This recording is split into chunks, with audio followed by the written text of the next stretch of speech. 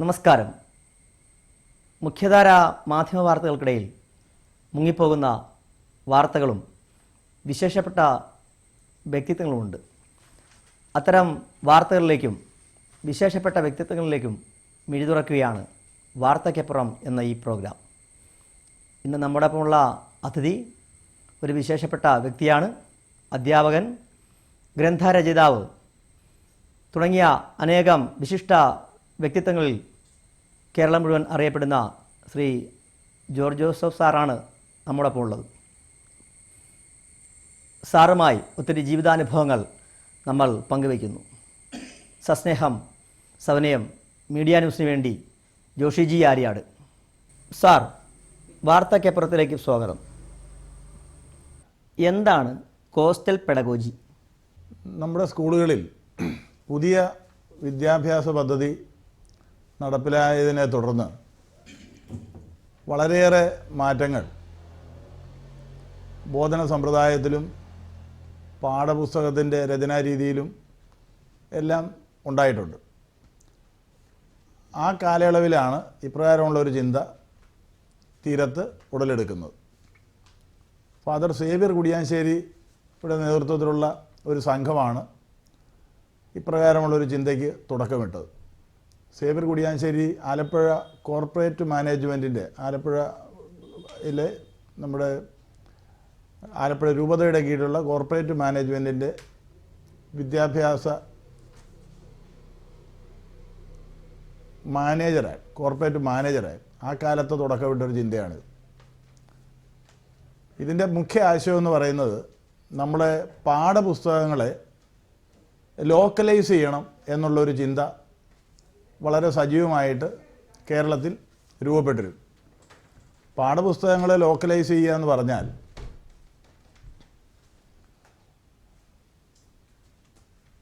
ഉദ്ദേശിക്കുന്നത് നമ്മൾ കുട്ടികളെ പഠിപ്പിക്കുന്ന പാഠവിഷയങ്ങൾ അവർക്ക് അറിവുള്ളതിൽ നിന്ന് അറിവില്ലാത്തതിലേക്ക് കിടക്കണമെന്നുള്ളൊരു ആശയം ആണ്. നമ്മൾ 1-ാം ക്ലാസ്സിലൊക്കെ പഠിപ്പിക്കുന്ന കുട്ടികളിൽ തുടക്കത്തിലെ പാഠം തറ എന്നൊക്കെയാണ്. എന്താണ് ഈ തറ എന്നുള്ളത് കടൽ തീരത്തെ കുട്ടികൾ വാസ്തവത്തിൽ കണ്ടിട്ടില്ല. കടൽ തീരത്ത് ഒരിടത്തും തറയില്ല. അവരാ ചിത്രത്തിൽ കാണുന്ന ഒരു കാര്യമല്ലാതെ അവർക്ക് തറയെക്കുറിച്ച് യാതൊരു അറിവുമില്ല. എന്നാൽ ഇടനാട്ടിൽ തറയുണ്ട്. ഇടനാട്ടിലെ കുട്ടികൾക്കത് പരിചിതമാണ്. മലനാട്ടിലോ തീരപ്രദേശത്തോ ഈ തറയില്ല. അപ്പോൾ അങ്ങനെ അവർക്ക് പരിചയമില്ലാത്തൊരു വസ്തുവിൽ നിന്നാണ് അവരുടെ പഠനം തുടങ്ങുന്നത്. അത് ഒരു ശരിയായ സമ്പ്രദായമല്ല. കുട്ടികൾക്ക് പരിചയമുള്ള ഒത്തിരി വസ്തുക്കൾ കടൽപ്പുറത്തുണ്ട്. അതുപയോഗിച്ച് തന്നെ അത് നേരിട്ട് കാണിച്ചത് തന്നെ നമുക്ക് അക്ഷരങ്ങൾ പഠിപ്പിക്കാൻ പറ്റും. കടൽ, തീരം, കര എന്നൊക്കെ പറഞ്ഞാൽ അവർക്ക് മനസ്സിലാവും. തിര അവർക്കറിയാവുന്നതാണ്. അപ്പോൾ ഇതുപോലെ പരിചയമുള്ള വസ്തുക്കളിൽ നിന്ന് പരിചയമില്ലാത്ത വസ്തുക്കളിലേക്ക് കടക്കുക എന്നുള്ള ഒരാശയമുണ്ട്. ഈ ആശയത്തെയാണ് ഞങ്ങളിവിടെ വിപുലീകരിച്ചത്. നമ്മുടെ പാഠപുസ്തകങ്ങളിൽ 12-ാം ക്ലാസ് വരെ പഠിക്കേണ്ട വിഷയങ്ങൾക്കെല്ലാം അതിൻ്റെ ഒരു തുടക്കം, ക്ലാസ്സിലെ പാഠം തുടങ്ങുമ്പോൾ, പഠന പ്രവർത്തനം തുടങ്ങുമ്പോൾ കൊടുക്കേണ്ടതായിട്ടുള്ള ഒരു തുടക്ക പ്രവർത്തനം അവർക്ക് പരിചയമുള്ളൊരു വിഷയത്തിൽ നിന്ന് തുടങ്ങാൻ പറ്റും എന്ന് ഞങ്ങൾക്കൊരു തോന്നലുണ്ടായി. അതിനെ തുടർന്ന് നടത്തിയ ഒരു പഠനമാണ് ഈ കോസ്റ്റൽ പെഡഗോജിയുടെ രൂപീകരണത്തിൽ കലാശിച്ചിട്ടുള്ളത്. അപ്പോൾ കോസ്റ്റൽ പെഡഗോജിയിൽ നമ്മളതിൻ്റെ മാതൃകകൾ കൊടുത്തിട്ടുണ്ട്. ഒരു 80ഓളം മാതൃകകൾ അതിനകത്തുണ്ട്. അത് വിവിധ വിഷയങ്ങൾ, കുട്ടികൾക്ക് പഠിക്കേണ്ടതായിട്ടുള്ള ഭാഷ, ഗണിതം, അതുപോലെ ചരിത്രം, ഭൂമിശാസ്ത്രം, ജീവശാസ്ത്രം, അങ്ങനെ അവർക്ക് പഠിക്കേണ്ടതായിട്ടുള്ള എല്ലാ വിഷയങ്ങൾക്കും ആ തീരത്തുനിന്ന് തന്നെ മാതൃകകൾ കണ്ടെത്താനും അതിൻ്റെ തുടക്ക പ്രവർത്തനം ഇട്ടുകൊടുക്കാനും പറ്റും. അതോടുകൂടി അവർക്ക് ആ പഠന വിഷയത്തിലുള്ള താല്പര്യം വളരെയേറെ കൂടുന്നതായിട്ട് കണ്ടിട്ടുണ്ട്. ഞങ്ങളത് ഞങ്ങളുടെ ക്ലാസ്സുകളിൽ പരീക്ഷിച്ച് നോക്കിയതാണ്. പരീക്ഷിച്ച് നോക്കി വിജയിച്ചൊരു കാര്യമാണ്. 2-ാം ലോകമഹായുദ്ധത്തെക്കുറിച്ചോ ഒക്കെ പഠിപ്പിക്കുമ്പോൾ അതിന് നമ്മുടെ നാടുമായിട്ടുള്ള ബന്ധമുണ്ട്. എന്താണ് തീരവുമായിട്ട് എന്തെങ്കിലും ബന്ധമാണ്? ഇത് പറഞ്ഞു തുടങ്ങിയാൽ തീരത്തെ കുട്ടിയുടെ മുഖത്ത് ഒരാകാംക്ഷ വളരും. അതൊരു ടിപ്പ് പ്രവർത്തനമായിട്ട്, ആരംഭ പ്രവർത്തനമായിട്ട് കാണിച്ചാൽ കുട്ടി പിന്നീട് ആ പാഠഭാഗം മുഴുവൻ വളരെ സജീവമായിട്ട് ശ്രദ്ധിക്കും. അപ്പോൾ നമ്മളന്ന് സാധാരണ ഒരു വാക്ക് കേട്ടിട്ടുള്ളതാണ്, ഈ തീരപ്രദേശത്തൊക്കെ അറിയാം, യമണ്ടൻ, ഒരു യമണ്ടൻ കപ്പൽ വരുന്നു, അല്ലെങ്കിൽ ഒരു യമണ്ടൻ തീവണ്ടി ഇന്നലെ ഇതിലെ പോയി എന്നൊക്കെ പറയും. അങ്ങനെ ഈ യമണ്ടൻ എന്നുള്ളൊരു വാക്ക് മലയാളത്തിൽ പരിചിതമാണ്. ഇതെങ്ങനെ വന്നു മലയാളത്തിൽ നിന്ന് ആലോചിക്കുമ്പോൾ അതിന് മനസ്സിലാകുന്നത്, ഈ എംഡൻ എന്ന് പറഞ്ഞൊരു മുങ്ങിക്കപ്പൽ, ജർമ്മനിയുടെ മുങ്ങിക്കപ്പൽ, എംഡൻ എന്നു പേരുള്ള ഒരു മുങ്ങിക്കപ്പൽ നമ്മുടെ തുമ്പോളി തീരപ്രദേശത്ത് വന്നിട്ടുണ്ട്. അത് തുമ്പോളിയിലും ആലപ്പുഴ തീരത്തും വന്ന് ആലപ്പുഴ തീരപ്രദേശത്തേക്ക് സെർച്ച് ലൈറ്റ് അടിച്ച് രാത്രിയിൽ നോക്കുക പതിവായിരുന്നു. അതാ ലോകമഹായുദ്ധത്തിൻ്റെ കാലത്താണ്. ഇത് വളരെ ഭീതി വളർത്തി തീരത്തെ ജനങ്ങൾ. ഇത് എന്ത് ചെയ്യാൻ പോകുന്നു എന്ന് ആർക്കും അറിഞ്ഞുകൂടാ. അതിനു മുമ്പ് ആർക്കും ഇങ്ങനെ ഒരു മുങ്ങിക്കപ്പൽ എന്ന് പറഞ്ഞൊരു കാര്യത്തെക്കുറിച്ച് കേട്ടറിയില്ല. അപ്പോൾ ഇവിടെ ഇങ്ങനെ ഒരു കപ്പൽ വന്നിട്ടുണ്ടെന്നും ഈ എംഡൻ മനുഷ്യരെ പേടിപ്പിച്ചതുകൊണ്ടാണ് പിന്നെ വലുതായിട്ടുള്ളതും പേടിപ്പിക്കുന്നതുമായ എന്തിനും യമണ്ടൻ എന്ന് പേര് വന്നതെന്നുള്ളതാണ് വാസ്തവം. ഇത് പറയുമ്പോൾ, അല്ലെങ്കിൽ അവിടെ ഈ രണ്ടാം ലോകമഹായുദ്ധ കാലത്തൊക്കെ അതിനെ തുടർന്നൊക്കെ ഉണ്ടായ പട്ടിണിയുടെ സാഹചര്യങ്ങൾ വർണ്ണിക്കുമ്പോൾ ഒക്കെ തുടങ്ങിക്കഴിഞ്ഞാൽ അവിടുന്ന് ആ പഠനം നമുക്ക് വളരെ എളുപ്പത്തിൽ മുമ്പോട്ട് കൊണ്ടുപോകാൻ പറ്റും. ഇങ്ങനെയുള്ള ഏറെ പ്രവർത്തനങ്ങൾ. വേറൊരു ഉദാഹരണം പറഞ്ഞു കഴിഞ്ഞാൽ, ജീവവർഗങ്ങൾ, ജീവജാതികളുടെ വർഗങ്ങൾ തിരിച്ച് പഠിപ്പിക്കുമ്പോൾ അതിൻ്റെ ആദ്യം മുതൽ അവസാനം വരെയുള്ള എല്ലാ വർഗങ്ങളിൽ നിന്നും ഒരു മാതൃക കണ്ടെത്താൻ കഴിയുന്ന ഏക പ്രദേശം തീരപ്രദേശമാണ്. മലമ്പ്രദേശത്ത് അങ്ങനെ എല്ലാ വർഗങ്ങൾക്കും ഒരു മാതൃക കണ്ടെത്താൻ പറ്റുകയില്ല. ഉദാഹരണത്തിന് ഈ കടൽച്ചൊറി എന്ന് പറയുന്ന ജെല്ലി ഫിഷ് ഒരു ജീവജാതിയുടെ പ്രത്യേക മാതൃകയാണ്. അതൊരു പ്രത്യേക ജീവജാതിയാണ്. ജെല്ലി ഫിഷിൻ്റെ മറ്റൊരു ഉദാഹരണം മലമ്പ്രദേശത്ത് നിന്നോ ഇടനാട്ടിൽ നിന്നോ കണ്ടെത്താൻ പറ്റുന്നില്ല. തീരപ്രദേശത്ത് ജെല്ലി ഫിഷ് ഉണ്ട്. സീ അർച്ചിൻ എന്ന് പറയുന്ന കടൽ ചേന അത് ഇവിടെയാണുള്ളത്, കടൽ തീരത്തേ ഉള്ളൂ. അപ്പോൾ ഇതുപോലെ ഏത് സസ്യവർഗത്തിനും ഏത് ജന്തുവർഗത്തിനും കടൽ തീരത്തും കടലിലും അതിൻ്റെ കടൽ തീരത്തുള്ള പൊഴികളിലുമായിട്ട് ഒരു മാതൃക കണ്ടെത്താൻ നമുക്ക് കഴിയും. അപ്പോൾ ജീവശാസ്ത്രത്തിൻ്റെ പഠനം അവിടെ വളരെ എളുപ്പത്തിൽ നമുക്ക് തുടങ്ങി വയ്ക്കാൻ പറ്റും. അപ്പോൾ ഇതാണ് ഈ കോസ്റ്റൽ പെഡഗോജി എന്ന് പറയുന്ന ആശയത്തിന് പിന്നിലുള്ള ഒരു പ്രധാന സന്ദേശം. പാഠപുസ്തകങ്ങളെ ലോക്കലൈസ് ചെയ്യുക എന്നുള്ള ആശയമാണത്. പക്ഷേ ഇപ്പോഴും വളരെ നേരത്തെ തന്നെ ഇതിന് നിർദ്ദേശങ്ങളുണ്ടായെങ്കിലും ഇപ്പോഴും നമ്മുടെ പാഠപുസ്തകങ്ങൾ ഒരു ഏകരൂപമാണ്. കേരളത്തിലെല്ലാം ഒരേ ടെക്സ്റ്റ് തന്നെയാണ് പഠിപ്പിക്കുന്നത്. പക്ഷേ അതല്ല അതിൻ്റെ ശരി. ഓരോ പ്രദേശത്തും ആ പ്രദേശത്തിന് ഇണങ്ങുന്ന വിധത്തിൽ പാഠപുസ്തകത്തെ രൂപാന്തരപ്പെടുത്തണം. ആ പ്രദേശത്തിനിണങ്ങുന്ന ഒരു ലോക്കൽ ടെക്സ്റ്റുകൾ ഉണ്ടാകണം. ഇത് വളരെ നേരത്തെ തന്നെ ഗവൺമെൻറ്റും അതുപോലെ തന്നെ വിദ്യാഭ്യാസ പ്രവർത്തകരും പണ്ഡിതരും എല്ലാം പറഞ്ഞിരിക്കുന്ന ഒരു കാര്യമാണ്. നടപ്പിലായിട്ടില്ല ഇവിടെ എന്നുള്ളതേ ഉള്ളൂ. അപ്പം നമ്മൾ അതിനൊരു തുടക്കം കുറിച്ചു എന്ന് മാത്രം. സാർ, കേരള ചരിത്രത്തിൽ മത്സ്യത്തൊഴിലാളികളുടെ പ്രാധാന്യം വളരെ വലുതാണ്. പക്ഷേ ചരിത്രം എഴുതപ്പെട്ടപ്പോൾ ഇവർ ചരിത്രത്തിൽ ഇടം നേടിയിരുന്നില്ല. സാറിൻ്റെ അഭിപ്രായം എന്താണ്? ചരിത്രത്തിൽ മത്സ്യത്തൊഴിലാളി മാത്രമല്ല, തീരദേശവാസി മാത്രമല്ല, ചരിത്രത്തിൽ എല്ലാ മനുഷ്യ സമൂഹങ്ങൾക്കും അതിൻ്റേതായിട്ടുള്ള പങ്ക് വഹിച്ചിട്ടുണ്ട്. ഓരോ സമൂഹവും ചരിത്രത്തിൽ പങ്കുവഹിച്ചവരാണ്. പക്ഷേ ചരിത്രം എഴുതുന്നത് എപ്പോഴും ഭരണത്തോട് ഒത്തു നിൽക്കുന്ന വർഗമാണ്. ഭരണാധികാരിയോടും സമ്പത്തോടും ഒത്തു നിൽക്കുന്ന വർഗമാണ് ചരിത്രം എഴുതിയിട്ടുള്ളത്. അതുകൊണ്ട് തന്നെ ഭരണത്തിൽ നിന്ന് അകന്നുപോയ അല്ലെങ്കിൽ ഭരണത്തിൻ്റെ ശ്രദ്ധ കിട്ടാതെ പോയ വർഗങ്ങൾക്ക് ചരിത്രത്തിൽ ഇടം നേടാൻ കഴിഞ്ഞിട്ടില്ല. അവർ ചരിത്രം രചിക്കുന്നവരല്ല, അവർ ചരിത്രത്തിൻ്റെ രചന നടത്തിയിട്ടില്ല. ചരിത്രം സൃഷ്ടിച്ചിട്ടുണ്ട്, പക്ഷേ ചരിത്രത്തിൻ്റെ രചന നടത്താൻ അവർക്ക് കഴിഞ്ഞിട്ടില്ല. കാരണം അവർ ആഹാരത്തിന് വേണ്ടി കഠിനമായ അധ്വാനത്തിലായിരുന്നു.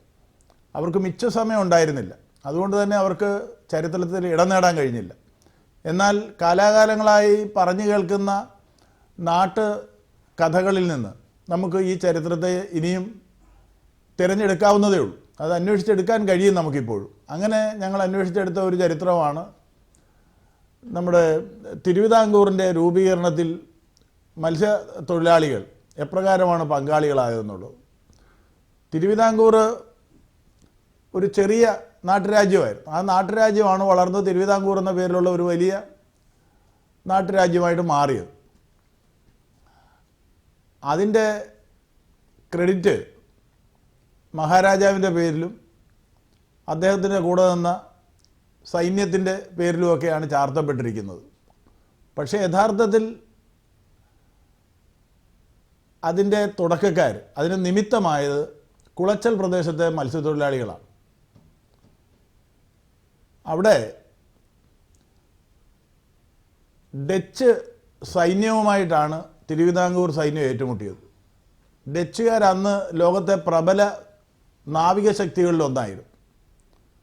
അപ്പോൾ അവരുമായിട്ട് ഏറ്റുമുട്ടി അവരുടെ സൈനിക തലവനെ വരെ കീഴ്പ്പെടുത്താൻ തിരുവിതാംകൂറിന് കഴിഞ്ഞു.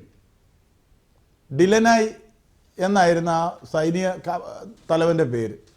വളരെ പ്രഗത്ഭനായ ഒരു പടനായകൻ, പ്രഗത്ഭമായ സൈന്യം. പക്ഷേ അവർ തിരുവിതാംകൂറിന് കീഴടക്കാൻ കഴിഞ്ഞു. ഇത് ഇന്ത്യ ചരിത്രത്തിലെ ആദ്യത്തെ സംഭവമാണ്. ഒരു വിദേശ പടനായകനെ ഒരു നാട്ടുരാജ്യം കീഴടക്കിയ ആദ്യത്തെ സംഭവമാണിത്. അപ്പോൾ ഇതിൻ്റെ വലിയ ക്രെഡിറ്റ് മാർത്താണ്ഡവർമ്മ രാജാവിനും അദ്ദേഹത്തിൻ്റെ കൂടെ നിന്നവർക്കും കിട്ടി. പക്ഷേ നമുക്ക് ചോദിക്കാനുള്ളത് ഇതാണ്, മാർത്താണ്ഡവർമ്മ രാജാവിന് കരയിൽ തന്നെ നല്ല സൈന്യം ഇല്ലാതിരുന്ന കാലത്ത് കടലിൽ എവിടെ നിന്നാണ് സൈന്യം വന്നത്? ഈ ഡച്ച് കപ്പിത്താനെ കടലിൽ നിന്നാണ് പിടിച്ചത്, കടലിലെ കപ്പലിൽ നിന്നാണ് പിടിച്ചത്, തടവുകാരനാക്കിയത്. അന്ന് തിരുവിതാംകൂറിന് സൈന്യമില്ല, കടൽ സൈന്യം തീരെയില്ല.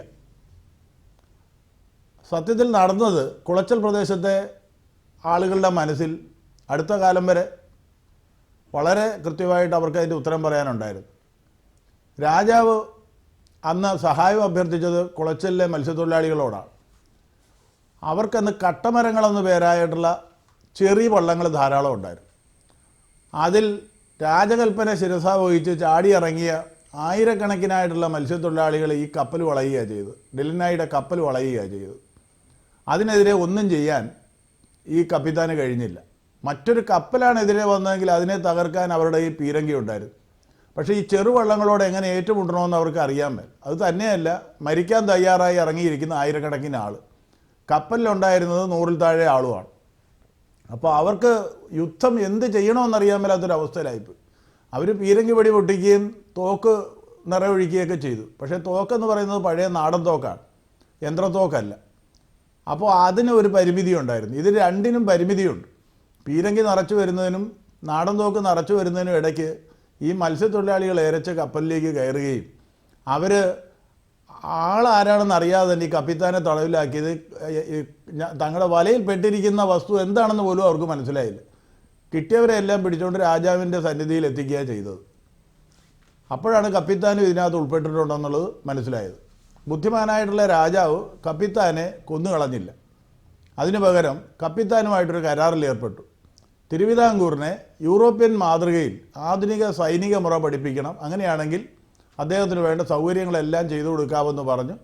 അങ്ങനെ കപ്പിത്താന് വേണ്ടതായിട്ടുള്ള സൗകര്യങ്ങളും ഒരു ചെറിയ കോട്ടയും ഒക്കെ കപ്പിത്താൻ്റെ പേരിൽ തന്നെ സ്ഥാപിച്ച് അതിനകത്തൊരു പള്ളിയും വെച്ച് കൊടുത്ത് അവിടെ വെച്ച് തിരുവിതാംകൂർ സൈന്യത്തിന് ആധുനിക യുദ്ധമുറകൾ പഠിപ്പിച്ചു. അവർക്ക് വേണ്ടതായിട്ടുള്ള ഈ പീരങ്കി ഉൾപ്പെടെയുള്ള ആയുധങ്ങളും നിർമ്മാണത്തിൻ്റെ രഹസ്യങ്ങളും കപ്പിത്താൻ അവർക്ക് പറഞ്ഞു കൊടുത്തു. അങ്ങനെ ഡിലനായുടെ നേതൃത്വത്തിലാണ് തുടർന്നുള്ള പടയോട്ടങ്ങളെല്ലാം തിരുവിതാംകൂർ മഹാരാജാവ് നടത്തിയതും വേണാടെന്ന് പറയുന്ന ആ ചെറിയ നാട്ടുരാജ്യത്തെ തിരുവിതാംകൂറാക്കി വളർത്തിയെടുത്തത്. അപ്പോൾ വാസ്തവത്തിൽ ആ ആദ്യത്തെ യുദ്ധം പരാജയപ്പെട്ടിരുന്നുണ്ടെങ്കിൽ അന്നത്തതുകൊണ്ട് തിരുവിതാംകൂറിൻ്റെ ചരിത്രത്തിൽ ഉണ്ടാകുമായിരുന്നില്ല തിരുവിതാംകൂർ. അപ്പോൾ ഇതിൻ്റെ യഥാർത്ഥ അവകാശി ഈ തിരുവിതാംകൂർ എന്ന് പറയുന്ന ഒരു സംസ്ഥാനം രൂപവൽക്കരിക്കപ്പെടുകയും അത് ഇന്ത്യൻ നാട്ടുരാജ്യങ്ങളിൽ വെച്ച് ബ്രിട്ടീഷ് ഇന്ത്യയുടെ കീഴിലുണ്ടായിരുന്ന ഭരണത്തിന് കീഴിലുണ്ടായിരുന്ന നാട്ടുരാജ്യങ്ങളിൽ വെച്ച് ഏറ്റവും മികച്ച ഒരു സംസ്ഥാനമായിട്ട് മാറുകയും ചെയ്തത് ഇടനില നിന്നത് അല്ലെങ്കിൽ അതിന് നിമിത്തം ആയത് ഈ മത്സ്യത്തൊഴിലാളി സമൂഹമാണ്. പക്ഷേ അത് മത്സ്യത്തൊഴിലാളിയുടെ പേരിൽ ചാർത്തി കൊടുത്താൽ തങ്ങളുടെ അന്തസ്സിന് ഒരു കോട്ടം സംഭവിക്കുമെന്ന് കണ്ടുകൊണ്ട് അന്നത്തെ പടയാളി സമൂഹം, രാജാവിനോട് ചേർന്ന് നിൽക്കുന്ന പടയാളി സമൂഹവും രാജാവും അതങ്ങ് മറന്നിട്ട് അവരെ മറന്നിട്ട് സ്വന്തം പേരിൽ അതിൻ്റെ പരിഗണന സ്വന്തം പേരിൽ കിട്ടുന്നതിന് വേണ്ടിയുള്ള ചരിത്രം എഴുതി പിടിപ്പിക്കുകയാണ് ചെയ്തത്. ഇതേപോലെ തന്നെ നമ്മുടെ പൊള്ളേത്തൈ ഭാഗത്ത്, ഈ തീരത്ത് തന്നെയുള്ള പൊള്ളേത്തൈ ഭാഗത്ത് ഒരു വലിയ സമരം നടന്നിട്ടുണ്ട്, ഒരു ഭൂസമരം നടന്നിട്ടുണ്ട്. നമ്മുടെ ഇവിടെ 5 സെൻറ്റിനും 10 സെൻറ്റിനും 3 സെൻറ്റിനും ഒക്കെ വേണ്ടി വലിയ വിപ്ലവം നടത്തിയ കാലത്ത് അതിന് മുൻപ് തന്നെ അവിടുത്തെ മത്സ്യത്തൊഴിലാളികൾ സംഘടിച്ച് അവരുടെ കൈവശമിരുന്ന ഭൂമി അവർക്ക് അവകാശമായിട്ട് കിട്ടുന്നതിന് വേണ്ടി അന്നത്തെ രാജാവിൻ്റെ ബന്ധുവായിരുന്ന, തൊട്ട് മുമ്പ് ഭരിച്ചിരുന്ന രാജാവിൻ്റെ ബന്ധുവായിരുന്ന മല്ലൻ എന്ന് പറയുന്ന ആളിൻ്റെ ഒരു ഉദ്യോഗസ്ഥനെ തടവിലിടുകയും അയാളെ തേങ്ങയ്ക്ക് എറിഞ്ഞ് കൊല്ലുകയും ചെയ്തൊരു ഒരു സംഭവമുണ്ട്. തേങ്ങാക്കൂട്ടിൽ അങ്ങേരെ പൂട്ടിയിടുകയും തേങ്ങയ്ക്ക് എറിഞ്ഞ് കൊല്ലുകയും ചെയ്തു. ഇതിനെ തുടർന്ന് ആ നാട് പൊള്ളത്തെ വലിയ സംഘർഷഭരിതമായി. അവിടെ മത്സ്യത്തൊഴിലാളികൾക്ക് ജീവിക്കാൻ പറ്റാതായി. കുറേ നാൾ അവിടെ വളരെ ബുദ്ധിമുട്ടുകളായി. സാധാരണ ജനജീവിതം തന്നെ ബുദ്ധിമുട്ടിലായി. എങ്കിലും പിന്നീട് അവിടെ സാധാരണ നിരയിലേക്ക് വന്നപ്പോൾ മല്ലൻ്റെ ആളുകളും മത്സ്യത്തൊഴിലാളികളും തമ്മിലുണ്ടാക്കിയ കരാറിൻ്റെ അടിസ്ഥാനത്തിൽ ഈ മത്സ്യത്തൊഴിലാളികൾക്ക് ഭൂമിയുടെ നല്ലൊരു പങ്കും അവരുടെ പേരിൽ എഴുതി കിട്ടി. അപ്പോൾ കേരളത്തിൽ ബാക്കിയുള്ള സ്ഥലങ്ങളിലെല്ലാം 5 സെൻറ്റും 10 സെൻറ്റും കിട്ടിയപ്പോൾ പൊള്ളേത്തയിലെ മത്സ്യത്തൊഴിലാളികൾ സാമാന്യ സമ്പന്നരായി മാറിയത് ഈ ഒരു ഭൂസമരത്തെ തുടർന്നാണ്. അപ്പോൾ ഈ ഭൂസമരവും ചരിത്രത്തിൽ ഇടം പിടിച്ചിട്ടില്ല. എന്നാൽ അതിന് നേതൃത്വം കൊടുത്ത വിപ്ലവ കക്ഷികളൊക്കെ ഉണ്ട്. പക്ഷേ അവരും ഒരു വിപ്ലവ ചരിത്രത്തിൽ ഇത് എഴുതി ചേർത്തിട്ടില്ല. അതെന്തുകൊണ്ടാണെന്ന് നമ്മൾ ചിന്തിക്കേണ്ട കാര്യമാണ്. മത്സ്യത്തൊഴിലാളികളുടെ കാര്യം അതവരുടെ ചരിത്രത്തിൽ വരുന്നില്ലെന്നാണ് ഞാൻ പറയുന്നത്. അപ്പോൾ അവർ ഒരു സമരം ചെയ്തു. അതിന് ഇത്രയേറെ ചരിത്ര പ്രാധാന്യമുണ്ട്. ഇന്നും പൊള്ളേത്തെ വികസിത പ്രദേശമാണ്. മറ്റെല്ലാ സ്ഥലങ്ങളിൽ വെച്ച് നോക്കിയാൽ കൂടുതൽ ഉദ്യോഗസ്ഥന്മാരും ഒക്കെ ഉള്ളൊരു വികസിത പ്രദേശമായതിൻ്റെ പിന്നിൽ ഈ സാമ്പത്തിക അടിത്തറയുണ്ട്. അവർ നടത്തിയ ഒരു സമരത്തിൽ നിന്ന് അവർക്കുണ്ടാക്കാൻ കഴിഞ്ഞ അവരുണ്ടാക്കിയെടുത്ത അവർ വളർത്തിയെടുത്ത ഭൂമി, അവരുടേതാക്കിയെടുത്ത ഭൂമി ഇവിടെ ഒരു സാമ്പത്തിക അടിത്തറയിൽ നിന്നുകൊണ്ടാണ് അവരുടെ വികസനം മുന്നോട്ട് പോകുന്നത്. അപ്പോൾ അതൊരു ചരിത്രത്തിൽ വളരെ ശ്രദ്ധിക്കേണ്ടതായിട്ടുള്ള കാര്യമാണ്. അപ്പോൾ ഇതൊന്നും ചരിത്രത്തിൽ വരുന്നില്ല. അപ്പോൾ ഞങ്ങൾ ഉദ്ദേശിക്കുന്നത് ഇത്തരത്തിലുള്ള സംഭവങ്ങളെ ഒന്ന് നമുക്ക് കിട്ടിയ അത്ര അറിവ് നമ്മൾ പറയുക. അപ്പോഴവിടെയുള്ള ഈ തീരത്തുള്ള ചെറുപ്പക്കാരെ ഉപയോഗിച്ച്, ഇപ്പോൾ ചരിത്രം പഠിക്കുന്ന കുട്ടികൾ, ചരിത്രത്തിൽ താല്പര്യമുള്ളവർ, അവരെയൊക്കെ ഉപയോഗിച്ച് ഇതേപോലെ അവർക്കിടയിൽ മറഞ്ഞു കിടക്കുന്ന ചരിത്രങ്ങളെ തപ്പിയെടുക്കുക, ചരിത്ര വസ്തുക്കളെ തപ്പിയെടുക്കുക. ഇതാണ് അതിനെ എന്നിട്ട് നമുക്ക് ഒരു ക്രോഡീകരിക്കുക എന്നുള്ളതാണ് ഞങ്ങളുടെ ഒരു ഉദ്ദേശം. സാർ, അനേകം ഗ്രന്ഥങ്ങളുടെ രചയിതാവാണ് താങ്കൾ. സാറിന് ഏറ്റവും ഇഷ്ടപ്പെട്ട ഗ്രന്ഥങ്ങൾ അതൊന്ന് പറയാമോ? സാർ എഴുതിയ കേരളം വസന്തത്തിൻ്റെ വാതിൽ എന്നൊരു പുസ്തകമാണ് ഞാൻ ആദ്യമായിട്ട് എഴുതിയത്. തുടർന്ന് സുവിശേഷത്തിന് കേരളാഖ്യാനം. ഈ 2 പുസ്തകങ്ങളാണ് പ്രധാനപ്പെട്ട 2 രചനകളായിട്ടുള്ളത്. ബാക്കിയുള്ളതൊക്കെ ചെറിയ ലേഖനങ്ങളാണ്. കേരളത്തെക്കുറിച്ച് വളരെ വ്യത്യസ്തമായിട്ടുള്ള കുറേ ചിന്തകൾ, അല്ലെങ്കിൽ കുറച്ച് കടന്ന കുറേ ധാരണകൾ എൻ്റെ മനസ്സിലുണ്ട്. അതാണ് കേരളം വസന്തത്തിൻ്റെ വാതിൽ എന്നുള്ള പുസ്തകത്തിൻ്റെ രചനയ്ക്ക് ആധാരം. ഒരു പുതിയ ലോകത്തിന് കേരളം വഴികാട്ടിയായി മാറുന്നു എന്നുള്ള ഒരു വെളിപാടാണ് ഈ രചനയുടെ ഇതിവൃത്തം എന്ന് പറയുന്നത്. അത് എൻ്റെ ഒരു ഉൾക്കാഴ്ചയാണ്, തെറ്റായാലും ശരിയായാലും. അപ്പം അതിന് ആധാരമായിട്ട് ഞാൻ പറയുന്നത്, ഒരു പുതിയ സംസ്കാരം ലോകത്ത് ഉടലെടുക്കുമ്പോൾ അതിൻ്റെ മുന്നൊരുക്കം എന്നുള്ള നിലയിൽ ചില കാര്യങ്ങൾ സ്വാഭാവികമായിട്ട് സംഭവിക്കാറുണ്ട്. ഒന്ന്, ഏതെങ്കിലും ഒരു പ്രത്യേക സമൂഹം ഇതിൻ്റെ ഒരു മിഷണറി സമൂഹമായിട്ട് ലോകത്താകെ വ്യാപിക്കുന്നതായിട്ട് കാണുന്നു. ഉദാഹരണത്തിന് യൂറോപ്യൻ കൾച്ചർ ലോകത്താകെ വ്യാപിച്ചപ്പോൾ ആ യൂറോപ്പ് എന്ന് പറഞ്ഞ പ്രദേശത്ത് നിന്ന് കുറേയേറെ ആളുകൾ കച്ചവടത്തിൻ്റെ കാര്യം പറഞ്ഞായാലും ഒക്കെ ലോകത്ത് വ്യാപിച്ചു. അവരിലൂടെയാണ് ഇന്നത്തെ ഈ യൂറോപ്യൻ കൾച്ചർ ലോകത്ത് വ്യാപിച്ചിരിക്കുന്നത്. അതുപോലെ തന്നെ ക്രിസ്തു മതം ലോകത്ത് വ്യാപിച്ചപ്പോൾ യഹൂദരെന്ന് പറയുന്ന ഒരു ജനവിഭാഗം ലോകത്താകെ ചിതറി പാർക്കുന്നുണ്ടായിരുന്നു. അവരിലൂടെയാണ് യഹൂദരുടെ ആത്മീയ ചിന്തയായ, അവിടെ തുടക്കമിട്ട യഹൂദരുടെ ലോകത്ത്, ഹീബ്രു ലോകത്ത് തുടക്കമിട്ട ക്രിസ്തു മതം ലോകത്ത് വ്യാപിച്ചത്. അതേപോലെ ഇന്ന് ലോകത്ത് വ്യാപിച്ചിരിക്കുന്ന ഒരേ ഒരു ജനത, ലോകത്തിൻ്റെ എല്ലാ കോണിലും എത്തപ്പെട്ടിരിക്കുന്ന ഒരു ജനത മലയാളികളാണ്. ഈ മലയാളികളിലൂടെ കേരളത്തിൽ നാളെ രൂപമെടുക്കുന്ന ഒരു സംസ്കാരം ലോകത്തിൻ്റെ ഒരു പുതിയ സംസ്കാരമായി വികസിക്കും എന്ന് ഞാൻ കരുതുകയാണ്. ഇതിന് മറ്റൊരു കാഴ്ച കൂടി എനിക്ക് ഉണ്ടാകുന്നുണ്ട്. ഉദാഹരണത്തിന് കേരളത്തിനൊരു വിളിപേര് കിട്ടിയിട്ടുണ്ട്, ദൈവത്തിൻ്റെ സ്വന്തം നാടം. കേരളത്തിന് നെറ്റിയിൽ ചാർത്തപ്പെട്ട 2 വിശേഷണങ്ങളുണ്ട്. ഒന്ന്, കേരളം ഭ്രാന്താലയമാണെന്നുള്ളത് സ്വാമി വിവേകാനന്ദൻ പറഞ്ഞതാണ്. രണ്ടാമത്തേതാണ് ഈ ദൈവത്തിൻ്റെ സ്വന്തം നാടെന്നുള്ള, അതായത് സ്വർഗമാണെന്നുള്ള ഒരു കാഴ്ചപ്പാട്. അത് ഹെർമൻ ഗുണ്ടർട്ട് എന്ന് പറയുന്ന ഒരു മിഷണറി വൈദികൻ പറഞ്ഞതാണ്. ഇത് രണ്ടും യാഥാർത്ഥ്യമാണെന്ന് നമുക്കറിയാം. ദൈവത്തിൻ്റെ സ്വന്തം നാട് നമ്മൾ കരുതുമ്പോൾ തന്നെ ജാതി, ഭ്രാന്ത് അല്ലെങ്കിൽ അതുകൊണ്ടുള്ള സാമൂഹ്യ ചൂഷണത്തിൻ്റെ, അടിമത്തത്തിൻ്റെ ഒരു കാലം നമുക്കുണ്ടായിരുന്നു. എന്നല്ല, അതിപ്പോഴും തുടരുന്നുമുണ്ട്. അതുകൊണ്ട് തന്നെ വാസ്തവത്തിൽ ഇതൊരു ഭ്രാന്താലയം ആയിട്ട് പുറമേ നോക്കുന്ന ആർക്കും തോന്നുന്ന ഒരു കാലമുണ്ടായി.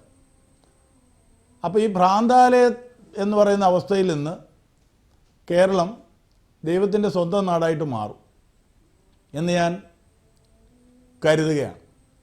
കാരണം ഇന്നത്തെ ഈ ലോക സംസ്കാരം യൂറോപ്യൻ കൾച്ചറിലൂടെ അല്ലെങ്കിൽ ആര്യ സംസ്കാരത്തിലൂടെ വളർന്നു വന്ന ഇന്നത്തെ ഈ ലോക സംസ്കാരത്തിന് അധികം മുന്നോട്ട് പോകാൻ പറ്റത്തില്ല.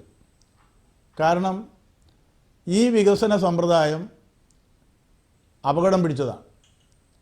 ഇന്നത്തെ രീതിയിൽ ഭക്ഷണോൽപാദനം, ഇന്നത്തെ രീതിയിലുള്ള ജനസംഖ്യാ വർധനവ്, ഇന്നത്തെ രീതിയിലുള്ള പ്രകൃതി ചൂഷണം ഒന്നും മുന്നോട്ട് പോകത്തില്ല. കാരണം ഇതിനൊക്കെ ഒരു വിരാമം ഉണ്ടാവും. പ്രകൃതിയെ ഈ രീതിയിൽ നമുക്ക് ചൂഷണം ചെയ്യുന്നതിന് പരിമിതികളുണ്ട്. ഭൂമിയിൽ നിന്ന് കുഴിച്ചെടുക്കുന്ന എണ്ണ അവസാനിക്കും. ഭൂമിയിൽ നിന്ന് പൊട്ടിച്ചെടുക്കുന്ന പാറയ്ക്ക് കണക്കുണ്ട്, അതിന് വീണ്ടും വളർന്നു വരുന്നില്ല. അങ്ങനെ മണ്ണിൽ നിന്നെടുക്കുന്ന ഖനിജങ്ങൾ ഉൾപ്പെടെയുള്ള എല്ലാം കുറഞ്ഞുകൊണ്ടിരിക്കും. കൃഷിക്ക് വേണ്ട രാസവളങ്ങൾ, ഇന്നത്തെ രീതിയിലുള്ള കൃഷിക്ക് വേണ്ട രാസവളങ്ങൾക്ക് ആവശ്യമായിട്ടുള്ള ധാതുക്കളും നമ്മൾ മണ്ണിൽ നിന്ന് ഖനനം ചെയ്തെടുക്കുന്നതാണ് അതിൻ്റെ ഒരു നല്ല പങ്ക്. അതിനും ഒരു അവസാനം ഉണ്ടാവും. അതോടുകൂടി വലിയ ഒരു തകർച്ചയിലേക്ക് ലോകം മാറും. അപ്പോൾ ആ തകർച്ചയ്ക്ക് മുമ്പ് ബുദ്ധിയുള്ള മനുഷ്യൻ ഇന്നത്തെ ഈ ലോക വ്യവസ്ഥയിൽ നിന്നൊരു ചെറിയ ചുവടുമാറ്റം നടത്തും. ആ ചുവടുമാറ്റം നമ്മുടെ കേരളത്തിൽ പരമ്പരാഗതമായിട്ട് നിലവിലുണ്ടായിരുന്ന ആര്യപൂർവ്വ സംസ്കാരത്തിൻ്റെ ഒരു വികസിത രൂപമായിരിക്കും. അപ്പോൾ ആര്യന്മാർ കേരളത്തിൽ എത്തുന്നതിന് മുൻപ് കേരളം ഒരു സ്വർഗം തന്നെയായിരുന്നു എന്നാണ് പറയുന്നത്. മാവേലി നാടെന്ന് നമ്മൾ പറയുന്ന ആ സ്വർഗം, ആ സ്വർഗത്തിൻ്റെ ഒരു പുനരാവിഷ്കരണം കേരളത്തിലുണ്ടാവും. എന്നാൽ ആധുനിക വികസനത്തിൻ്റെ അല്ലെങ്കിൽ യൂറോപ്യൻ മാതൃകയിലുള്ള വികസനത്തിൻ്റെ സത്ഫലങ്ങളെ നമ്മൾ തള്ളിക്കളയുകയില്ല.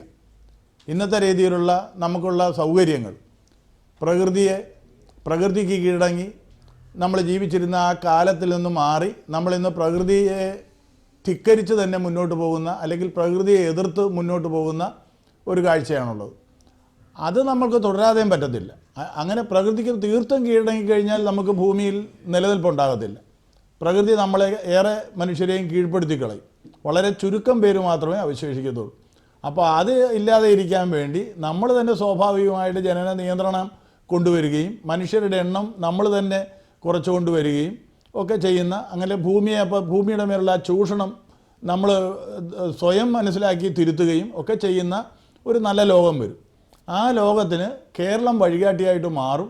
അല്ലെങ്കിൽ കേരളത്തിൽ രൂപപ്പെടുന്ന ഒരു നവസംസ്കാരം ലോക സംസ്കാരത്തിന് വഴികാട്ടിയായിട്ട് മാറും എന്നുള്ള ചിന്തയാണ് ഈ പുസ്തകത്തിലുള്ളത്. അതേപോലെ മറ്റേ പുസ്തകം എന്ന് പറയുന്നത് അതൊരു ബൈബിളുമായിട്ട് ആധാരം ആയിട്ടുള്ള ഒരു ചിന്തയാണ്. ബൈബിളിനെ ലോക്കലൈസ് ചെയ്യാനുള്ളൊരു ശ്രമമാണത്. നമ്മുടെ കേരളത്തിൻ്റെ കാഴ്ചപ്പാടിൽ, കേരളത്തിലെ നമ്മുടെ ആര്യപൂർവ്വ സംസ്കാരത്തിൻ്റെ കാഴ്ചപ്പാടിൽ നിന്നുകൊണ്ട് ബൈബിളിനെ ഒന്ന് നോക്കിക്കാണാൻ, ബൈബിളിലെ ആശയങ്ങൾ യഥാർത്ഥത്തിലൊരു ബൈബിളിനെ പലരും കാണുന്നത് ഒരു യൂറോപ്യൻ ഇറക്കുമതി വസ്തുവായിട്ടാണ്. അങ്ങനെയല്ല. ബൈബിള് യഥാർത്ഥത്തിൽ ഒരു ഏഷ്യൻ മതമാണ്. ബൈബിള് നമ്മുടെ ജീവിത പരിസരത്ത്, ഭാരതത്തിനോട് ചേർന്ന് നിൽക്കുന്ന ഒരു പരിസരത്ത് രൂപപ്പെട്ട ഒരു വിശ്വാസ സംഹിതയാണ്. അതുകൊണ്ട് തന്നെ അത് ഒരു ഏഷ്യൻ മത ആത്മീയതയാണ്. അപ്പോൾ ആ ഏഷ്യൻ ആത്മീയത യൂറോപ്യന്മാരുടെ കയ്യിലെത്തിക്കഴിഞ്ഞപ്പോൾ അത് ഒത്തിരി വഴിമാറിയിട്ടുണ്ട്. യാഥാർത്ഥ്യങ്ങളിൽ നിന്ന് അത് ഒത്തിരി വഴിമാറിയിട്ടുണ്ട്. അതിനെ തിരികെ കൊണ്ടുവരാനും കേരളത്തിന് കഴിയും. യഥാർത്ഥത്തിലുള്ള ഒരു ക്രൈസ്തവ മൂല്യങ്ങളെ, ആത്മീയതയെ ഇപ്പോൾ നിലവിലുള്ള ക്രൈസ്തവ ചിന്തകളിൽ നിന്ന് മോചിപ്പിച്ച് അതിനെ യഥാർത്ഥ ആത്മീയതയെ തിരികെ കൊണ്ടുവരാൻ കേരളത്തിൽ കഴിയുമെന്നുള്ള ധാരണയാണ് എൻ്റെ ബൈബിളുമായിട്ട് ബന്ധപ്പെട്ട പുസ്തകം കാഴ്ചവെക്കുന്നത്. ഇപ്പോൾ ഇത്തരം കാര്യങ്ങളെക്കുറിച്ച് നമ്മൾ തുടർന്ന് ചിന്തിക്കുന്നതിന് ഉള്ള ഒരു പദ്ധതിയാണ് കേരള സാമൂഹ്യ പഠനവേദി എന്ന പേരിൽ ഒരു സംഘടന രൂപീകരിച്ച് ഞങ്ങൾ കുറച്ച് പേര് ചെയ്തുകൊണ്ടിരിക്കുന്നത്. അതിൻ്റെ ഒരു മുഖപത്രം എന്നുള്ള നിലയിലാണ് വിചാരം മാസിക പ്രസിദ്ധീകരിച്ചുകൊണ്ടിരിക്കുന്നത്. 2 മാസം കൂടുമ്പോൾ പ്രസിദ്ധീകരിക്കുന്നുണ്ട്. ഓരോ പ്രദേശത്തിൻ്റെയും ചരിത്രം, പൈതൃകം, പരിസ്ഥിതി, വികസനം, ഈ 4 കാര്യങ്ങളാണ് ഇത് പഠിക്കുന്നത്. അപ്പോൾ ഒരു പ്രദേശത്തിൻ്റെ അല്ലെങ്കിൽ ഒരു വർഗത്തിൻ്റെ ഒക്കെ അല്ലെങ്കിൽ ഒരു മതത്തിൻ്റെ ഒക്കെ ചരിത്രം, ആ ചരിത്രത്തിൽ തന്നെ തമസ്കരിക്കപ്പെട്ട ചരിത്രത്തിന് പ്രത്യേക പ്രാധാന്യം കൊടുക്കുക. ഭൂമിയുടെ കാര്യമാണെങ്കിൽ അവിടുത്തെ പരിസ്ഥിതിക്ക് എന്ത് സംഭവിക്കുന്നു, ആ പരിസ്ഥിതിക്കുണ്ടാകുന്ന മാറ്റങ്ങൾ, അതിൻ്റെ ദോഷകരമായിട്ടുള്ള മാറ്റങ്ങൾ എന്താണ്, അതിനെ എങ്ങനെ നമുക്ക് തിരുത്താൻ കഴിയും, പിന്നെ നമ്മുടെ ഇതേവരെയുള്ള നമ്മുടെ വളർച്ചയിൽ നമ്മൾ നേടിയിട്ടുള്ള നമ്മുടെ പൈതൃകങ്ങൾ എന്തൊക്കെയാണ്, പിന്നെ നാളത്തെ വികസനത്തിന് ഒരു മുൻകാഴ്ച രൂപീകരിക്കുക. ഇതൊക്കെ ആ ലൊക്കാലിറ്റി, ഓരോ ലൊക്കാലിറ്റിയെ സംബന്ധിച്ച് ഉള്ള അതിൻ്റെ ആ പ്രാധാന്യം, അതിൻ്റെ സംസ്കാരത്തെ എത്ര കണ്ട് നമുക്ക് നിലനിർത്താൻ പറ്റും. തീർച്ചയായിട്ടും സംസ്കാരം എന്ന് പറയുന്നത് നശിക്കേണ്ടത് തന്നെയാണെന്നുള്ളതിനും സംശയമൊന്നുമില്ല. മനുഷ്യൻ വികസിക്കുന്നു അല്ലെങ്കിൽ പുരോഗമിക്കുന്നു എന്ന് പറയുന്നത് സംസ്കാരം നശിക്കുമ്പോഴാണ്.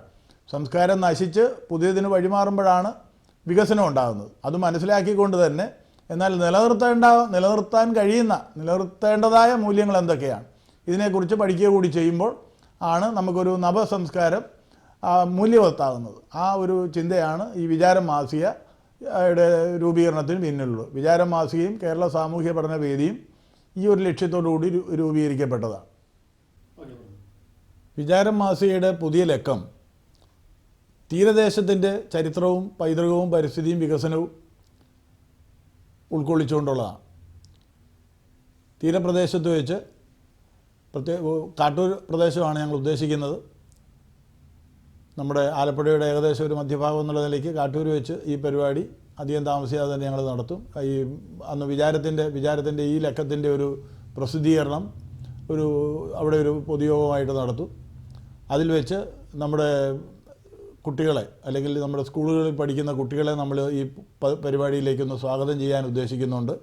അവരുടെ കൂടി സഹകരണത്തോടെ, ചരിത്രം പഠിക്കുന്ന കുട്ടികളെ അല്ലെങ്കിൽ പഠിച്ചിറങ്ങിയ കുട്ടികളുടെ സഹകരണത്തോടെ തീരത്തിൻ്റെ ചരിത്രം കുറച്ചുകൂടെ വിപുലമാക്കാനും അത് വെബ്സൈറ്റിൽ പ്രകാശനം ചെയ്യാനുമാണ് ഞങ്ങൾ ഉദ്ദേശിക്കുന്നത്. വിചാരത്തിൻ്റെ അടുത്ത ലക്കം പൂർണ്ണമായും ഒറ്റ വിഷയത്തെയാണ് കൈകാര്യം ചെയ്യുന്നത്. നമ്മുടെ തീരപ്രദേശത്തിൻ്റെ ചരിത്രം, പൈതൃകം, പരിസ്ഥിതി, വികസനം. അതിൽ തന്നെ ചരിത്രം, നമ്മൾ അറിയപ്പെടാത്ത ചരിത്രം, എഴുതപ്പെടാതെ പോയ ചരിത്രത്തിന് പ്രത്യേകിച്ച് പ്രാധാന്യം കൊടുക്കാൻ ശ്രമിക്കുന്നുണ്ട്. ഞങ്ങളുടെ ഈ എളിയ പ്രവർത്തനത്തിന് ഈ വലിയ പ്രോത്സാഹനം തന്ന മീഡിയ ന്യൂസിൻ്റെ വാർത്തയ്ക്കപ്പുറം എന്ന പരിപാടിയോടും അതിൻ്റെ സംഘാടകരായ സുഹൃത്തുക്കൾ ഓരോരുത്തരോടും സംഘടനയുടെ പേരിൽ ഞാൻ നന്ദി രേഖപ്പെടുത്തും. മീഡിയ ന്യൂസിനൊപ്പം സഹകരിച്ചതിന് നന്ദി. അടുത്ത എപ്പിസോഡിൽ മറ്റൊരു വിശേഷ വ്യക്തിയുമായി കണ്ടുമുട്ടാം. നന്ദി, നമസ്കാരം.